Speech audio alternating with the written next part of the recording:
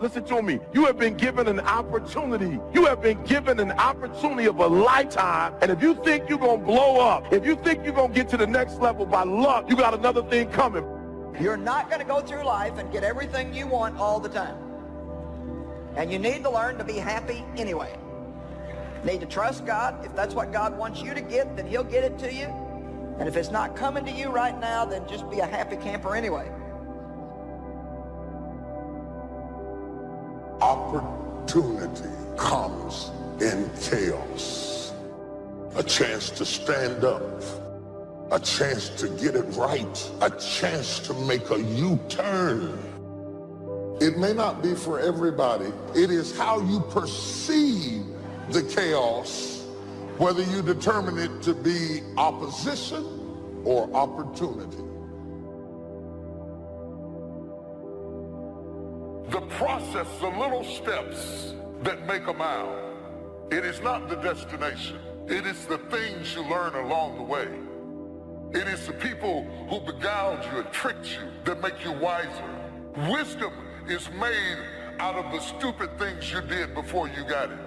Don't miss it. That process is invaluable to you getting there. Does that mean that you have to be my age before you get there? Absolutely not. But it does mean that you don't go from thinking a thought to producing an idea without pain. The gestation period is critical. Gestation creates formation. By not being prepared, you make the choice of getting caught in some of life's unpleasant circumstances, failures, personal losses. By not being prepared, it's your choice. Now here's the other side of it. By being prepared, you increase your chances of success. Some people tend to blame others for their mistakes. Concentrate on the work at hand and demand of yourself the discipline to stay focused. If you have a long list of things to get done within a day, do the toughest ones while your concentration is at its peak. Learn your body's rhythms and do the jobs that need the most concentration when you're able to do them best. Use your discipline to keep your mind in line. When you recognize the need to concentrate more, when you recognize this need, it will come easier and easier. Focused concentration can become a habit. Make your mind pay attention. Discipline yourself to be where you are. Work at work and play at play. Don't mix the two. I know people do things that hurt you. Everything is not fair and everything is not just and everything's not right. And sometimes you've done the very best and you don't get selected and you don't get the opportunity and you haven't gotten recognized. You cannot afford to get bitter, because if you get bitter, you will never get better. You got to get that out of you. If you got to cough it up, if you got to throw it up, if you got to pray it up, you got to get it out of you. There's a curse on it. There's a curse. You got to get it out, get it out, get it out, get it out, get it out. He left you, he cheated on you, but get it out of you, get it out of you. So you go ahead. When you look at over 33 million people have lost their job, this is unprecedented. There's trauma that's going on all across the country. It affects all of us.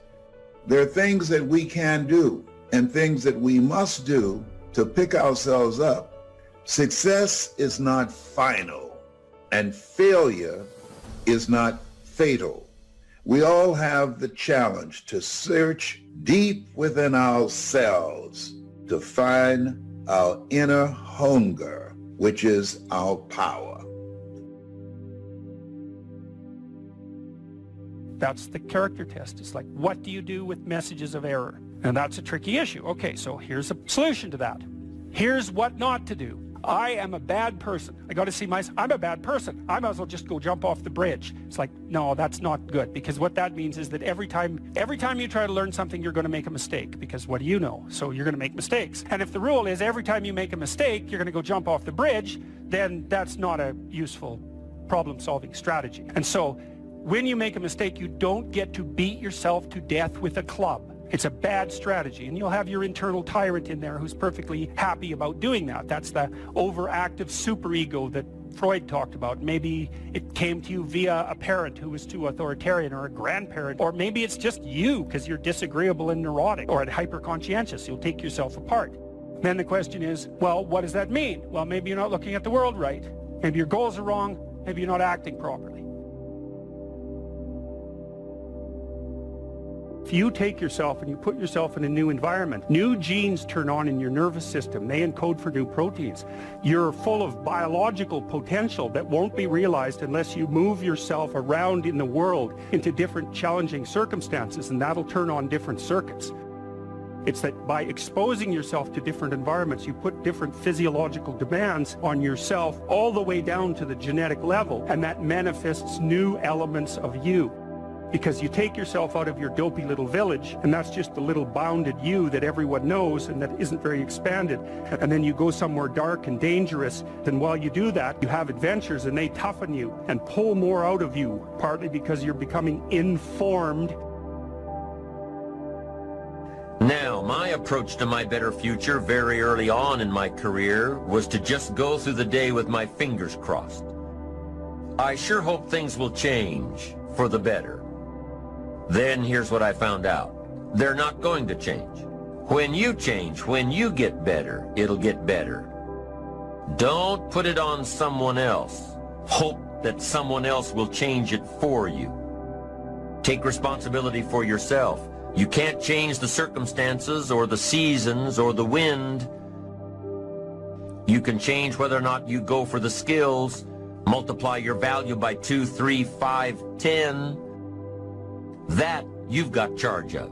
That you have control of. You don't have control of the constellations. Learn some new skills. You have control over that. And if you don't, that's your fault.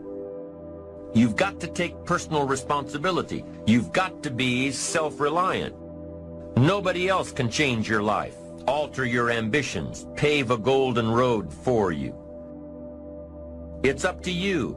Be responsible for yourself.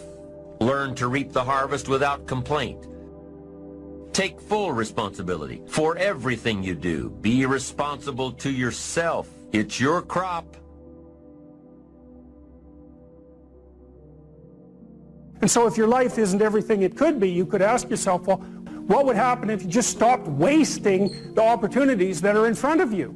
You'd be who knows how much more efficient. 10 times more efficient. If people stopped really, really trying just to make things worse, we have no idea how much better they would get just because of that. So there's this weird dynamic that's part of the existential system of ideas between human vulnerability, both of which are major causes of suffering, and the failure of individuals to adopt the responsibility that they know they should adopt. People have a conscience. It's this feeling or voice you have in your head just before you do something that you know is stupid, telling you that probably you shouldn't do that stupid thing, but you go ahead and do it anyways, and then, of course, exactly what the conscience told you was going to happen inevitably happens, so that you feel even stupider about it than you would if it happened by accident. I knew this was going to happen, and I went and did it anyways. And the funny thing, too, is that that conscience operates within people, and we really don't understand what the hell that is.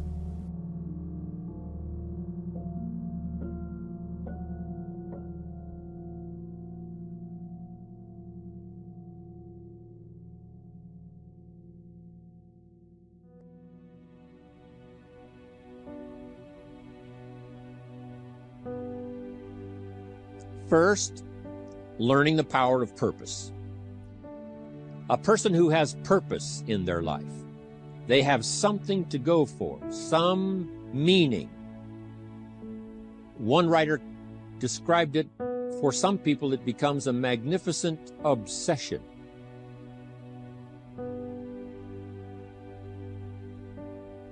And for you and I, maybe it doesn't need to be that dramatic as a magnificent obsession. But it has to be something that does something to us, something that pulls us, especially into the future. You know, there are many influences on us. One is the influence of the past. Some people are always pulled back by the past. Some people are always pulled aside by the distractions. But here's what's powerful. If you have a list of high purpose in your life, it pulls you toward the future. And the more powerful the purpose is, the stronger it pulls.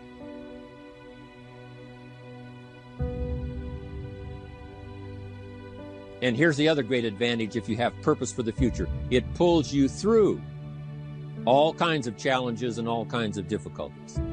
If you don't have these strong purposes for the future, it's easy to get swallowed by a bad day. It's easy to be almost annihilated by a poor month.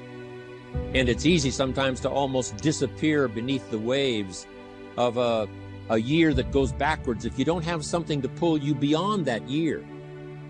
So if you want something to pull you through all kinds of challenges, all kinds of difficulties, and things that come at you, you got to have something on out there, beyond today, beyond next week, beyond next month, beyond this year, that pulls you into the future.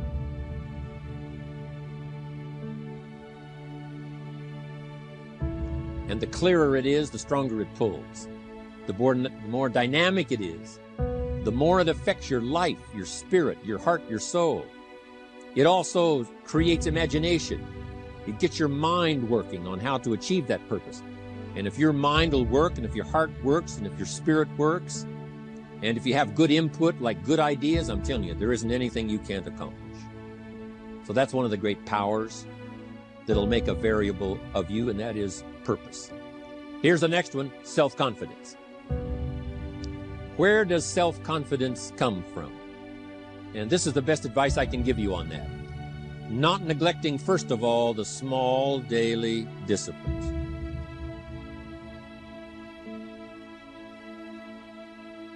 Self-confidence really comes from feeling good about yourself.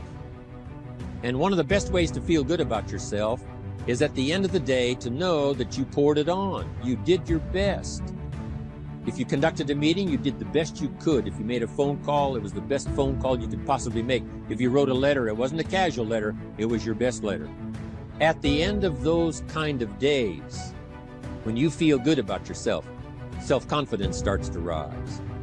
You know that if you can have this kind of a good day, you can have another one the next day, and those days become the weeks become the months, and the month becomes a powerful year.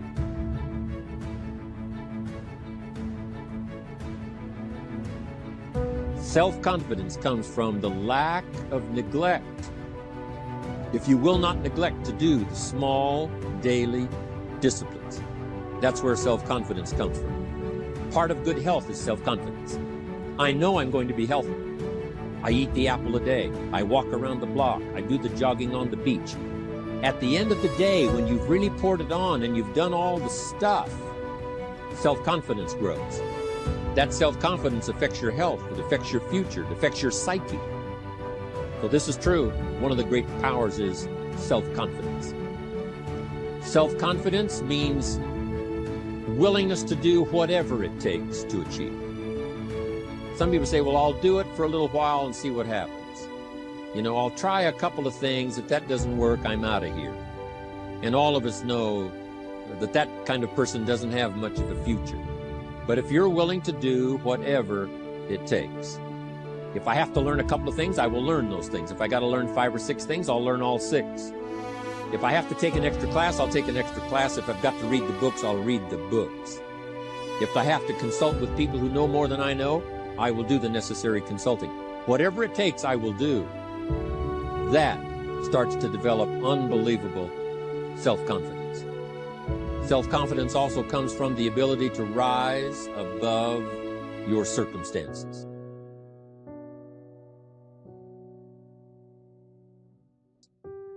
To rise above what happens, the petty little things, the discouraging things that would sink everyone else's ship except yours, that would cause someone else to quit early in the day, but you keep going. That kind of willingness to overcome all circumstances, whether it's the little challenges or the big challenges. If you're willing to do that, I promise you, this kind of power will work for you, and in you, the variable, it'll make a difference. The third on the list I had was enthusiasm. And here's what I wrote about enthusiasm. Enthusiasm that's powerful is mostly enthusiasm that is enthusiasm inside, 90%, 10% outside. We all know what the enthusiasm is like when somebody lets us see their enthusiasm, which is like the 90%, and only 10% of it is inside. But the enthusiasm that really affects people is not just being loud, but the enthusiasm that runs deep, the enthusiasm that comes from deep inside, created by self-confidence, created by purpose, created by genuine willingness to help other people. That kind of enthusiasm, knowing that you're going to get the job done, knowing you're going to affect people, knowing you're going to have testimonials flowing in from all kinds of directions. That kind of enthusiasm. A lot of it is quiet. A lot of it is unheard. And the 10% that's heard, it rings a bell. People call it genuine enthusiasm because they know that what you say in the outward display of your enthusiasm is only a small tip of the iceberg of the enthusiasm you feel inside that really motivates you to do the best job you can. Why is it that most people don't pursue their dreams or don't do better than what they're doing if they're capable of doing it? I think that many of us don't go the next step because we don't know what to do yet. And I say that the reason that we don't even explore the possibility of what to do is because subconsciously we don't believe that it can happen for us, and we don't believe that we deserve it. How much time do you spend working on you? How much time do you spend every day working on your dream? In the last 90 days, how many books have you read? In the last year, what new skill or knowledge have you acquired? What kind of investment have you made in you? So I'm saying that as you begin to look at where you want to go, if you want to make it today, and things are changing so fast, you have to literally run to stand still. I'm saying that you've got to make some conscious effort to begin to work to develop you. Here's something else. Most people are not living their dreams because of fear, ladies and gentlemen. I was in Columbus, Ohio yesterday speaking for a particular Ohio department. A young lady named Karen who greeted me, who organized the event. Very talented, very skillful. And she was talking about she wanted to become involved in the consulting business. I said, why aren't you doing it? I said, you have the abilities. I said, you're not here because they like you. You're here because you're doing the job. You're making things happen. And she came up with all kinds of ideas, but finally she said, I guess I can't see myself doing it. I guess I'm afraid. Fear, limited vision, and lack of self-esteem is what keep most people doing things they don't want to do. I flew from Columbus, Ohio to Denver, Colorado to a major communications company. And the person that picked me up at the airport told me about the fact that the company was planning on having a major downsizing. And they offered some of the employees there an early retirement, and some of them will earn as much as $300,000. And they said, this is the last time that you can take this offer. If you don't do it when we have the downsizing, you might be among those who will lose their jobs, and all you will get is your severance pay. And only 50% of the people who were eligible to take the $300,000 took it. The others were afraid to take a chance on themselves. The others couldn't see themselves beyond that company. They couldn't see life after that company. The same reason that people stay in relationships where they're abused or they're unhappy or it's unfulfilling. They can't see themselves beyond that relationship. They can't see themselves enjoying life without that person. They think that this is all that they can do. The same reason that people get stuck at a certain level in life. They can't see things being better for them. And they think that this is it and this is all they deserve. This is all they've ever seen. It's been passed on to them.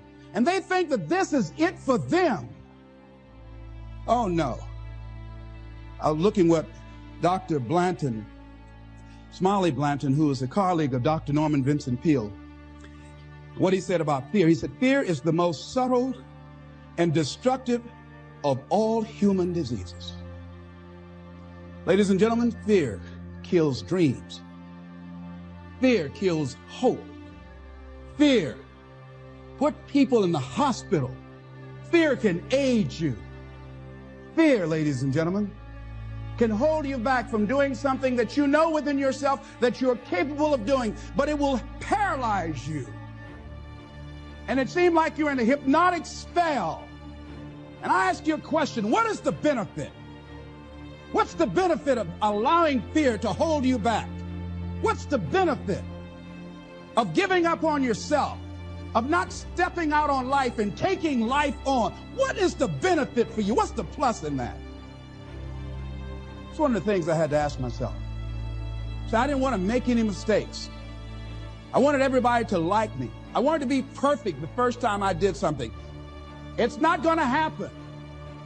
You're going to make some mistakes. You're going to hurt some folks' feelings. You're going to create some enemies whenever you decide that you want to begin to take life on. You've got to ask yourself, how long am I going to allow this to hold me back? I like what Zig Ziglar says. He said, fear is false evidence appearing real. That is an illusion that we create in our mind. It is a state of mind that can be changed.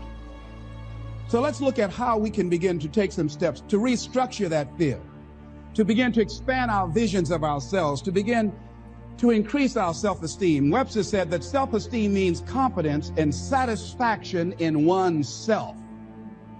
Look at your life right now. Whatever you've done up to this point in time, your life is working. Whatever you have produced, it came out of you as a result of the kind of person that you have become. It's a result of your choices. It's a result of your consciousness. Now you have to ask yourself, are you satisfied with what you have produced? Is this what you want? Would you like for things to be better than this? Do you believe that you deserve better than this? Or are you content? This is it. You don't have to do anything else. That you've already resigned yourself in life and say, well, I'm happy. I'm not starving like the people in Calcutta. Are you allowing yourself to get off the hook like that? Or do you believe somewhere in the back of your mind or in your heart that there's some other great work for you to do? There's something else that life has for you. And that's why you're here. How do we handle this fear factor? How do we increase our self-esteem? You have to begin to fortify yourself. How do we do that? I believe that you have to begin to consciously monitor your inner conversation and start talking to yourself. Start building yourself up. Sometimes the only good things you will hear about you are the things that you say to you. Young lady that was in the audience this afternoon said to me, I told myself yesterday for the first time, I'm proud of me. And she said, I felt good about that. So I'm saying learn to be your own booster. Start building yourself up. Start encouraging yourself. Start saying, I can do this. I can make this happen. When I started thinking about becoming a speaker, I said, yes, I can do this. I can make this happen. When I start trying to convince myself I can be a businessman after flopping and failing and losing thousands of dollars and feeling stupid and dumb and having people take advantage of me because of what I didn't know, I had to talk to myself because people were saying to me that I was dumb. And somewhere in the back of my mind, I was saying, you're right. Look at what I've done. I had to say, no, Les. Hey, come on, man. Get yourself together. You can handle this. You just haven't figured it out yet. It's all right. This is your training period. This is the tuition you have to pay for what you don't know. You can do this. Other people have done it. It doesn't take an Einstein. Get you some people that can teach you some stuff that you don't know. Get you some people that have done it successfully and learn from them. Take some seminars, workshops, read some books on how to manage a business. Change the way you see yourself and begin to tend to the personal details. Understand that nobody's going to take care of your business better than you. And when I start changing that kind of mindset of beating myself up because of my mistakes and start looking at the possibility of my doing better, of my making the adjustment that would enable me to do what I want to do successfully, things begin to change. And I'm saying, stop beating up on yourself. You do it. I know you do it. I've done it. It's a natural inclination for us to put ourselves down. See, we are born negative, I think, in a negative consciousness because we live in a negative world. See, you don't have to teach children to lie. They'll lie automatically. Did you wet in your pants? No, I did not. Well, what is that? I don't know. You don't have to encourage kids to misbehave. They will do it by themselves. You don't have to encourage them to do the wrong thing. They will do it automatically. You have to correct their behavior. So I'm saying that we have to work through the challenges of life in learning how to begin to work to fortify ourselves. Begin to guard your mind against negative programming, like turn off the television. Don't watch the news. Don't watch it. I think that more people have a sense of hopelessness and anxiety about life. If you look at the news, you cannot feel good looking at the news. You'll be scared to death. You're scared to go to sleep. I mean, it turns your power down. You've got to be conscious of that. Don't pick up the newspaper and read it. No. Just try this. Just experiment with yourself. Now, if your job depends upon you knowing certain things, let somebody tell you just about those things. But start filtering the stuff you allow to come in your mind. You know that song you used to say, don't let nobody bring you no bad news. I tell my staff, look here, don't tell me any bad news while I'm on the road. Let me handle it tomorrow. I don't like anybody to tell me any bad news at night before I go to sleep. I can't do anything about it anyhow. Why let me go to sleep with that on my consciousness? No, and my staff, they know that. Say, let it wait till tomorrow. And I have a period of time. Tell me bad news between 10 o'clock and 12 noon. After I prayed and meditated and read my books, I'm fortified, I'm ready to handle it. I deal with it, and then I'm out of there, and I'm going on to something else. So you've got to guard the kinds of things that you put in your mind. See, if you don't program your mind will be programmed, because human beings are goal-oriented. That's why we die of broken hearts early. That's why we're running through life to early graves. We're going through life, ladies and gentlemen. And I think that Henry David Thoreau said that most men live in quiet desperation. Most of us go through life running scared. Larry DeAndre, who I think is going to be one of the greatest motivational speakers around today, told me a story, a true story of a friend of his, that every day when he came home from school, when he would get to a certain block in his neighborhood, there was a neighborhood dog that would chase him. And that dog would start after him barking. Boy, he would run, just running from that dog every day. Finally, he just got tired of that dog chasing him every day. He said, this dog come around here today, I'm going to take a brick of stuff and bust him in the head. So he was walking home that day, minding his own business. Sure enough, same area, there was that dog there. The dog started barking, he started running, he saw a brick, and he stopped and picked up the brick and turned around, and the dog got close to him. He realized the dog didn't have any teeth. He said he put the brick down and said, get on out my way. And ladies and gentlemen, all our lives, many of us go through life running from things that ain't got no teeth to do us any harm. Haven't you been afraid to do something, and then after you did it, you say, whoa, if I'd known it was this easy, I would have done it before. Haven't you ever had that experience? Raise your hand. Absolutely. So we created this in our minds, false evidence appearing real. We made it real in our minds. That's why Churchill said there's nothing to fear but fear itself. That's the destructive monster. So turn off things that can contribute to your fear. Turn a deaf ear to people that all they can do is talk about how negative things are because they have bought into the consciousness of the world. Start attending workshops, seminars, listening to tapes on a daily basis to begin to recondition your mind, to retrain your thinking. Faith comes by what? Hearing and hearing and hearing. Listen to things that can empower you, that can enable you to create a new reality for yourself, in a new life for yourself. You might appear to be strange around most people. You know, most people think you're strange if you're happy today. People say, how you doing? I said, better than good. Whoa, what's wrong with him? Just go around smiling and watch people. Look at this. Is this a weird guy over here? Because most people don't smile. Watch them. Look at their faces in the morning. Here we go, another Monday morning. How you doing? Haven't had my coffee yet. Don't ask me. See, these people have not found their purpose in life. That's why they're grumpy. That's why they're miserable. That's why they're so negative. They're hurting and they want to hurt other people. So start practicing using programs for your mind. Seminars, books, workshops. Keep a journal. Record your thoughts. What's happening with you? Every day when you get up, have a journal near you. I use a Jack Boland journal so that I can write down my ideas. I keep it by my bed so I can write down my thoughts. See, ladies and gentlemen, we get 3 to 4 thoughts a year that if we would act on those thoughts, they could change our life. Don't say, well, I'll remember that. No, write that thought down. I got a thought today I wrote down. A friend of mine is in the hospital. His morale is low. They're talking about amputating his foot. He's got to feel very bad. So I said, you know, not only am I going to see him, but I can't be there with him all the time. I said, I'm going to create a tape for him that he can listen to that will heighten his level of morale. We told him the other night, don't go to surgery. You are depressed. Your energy level is down. No, tell him not now. Don't do it now. In fact, most doctors who have any sense of awareness don't perform surgery on patients that are in a state of fear, that don't think they will make it. They wait till they're in a different state of mind. So I said, what about making tapes for people that are facing physical challenges? I said, that's a good idea. Need a little pick-me-up today? Welcome to the new Fresh Motivation app, where you'll find daily motivation, daily quotes. Listen to your favorite speeches in the background or with a black screen, so nothing interrupts your motivational moment, where you can create your personal profile, create playlists of your favorite speeches and quotes, add personal notes, and start setting goals.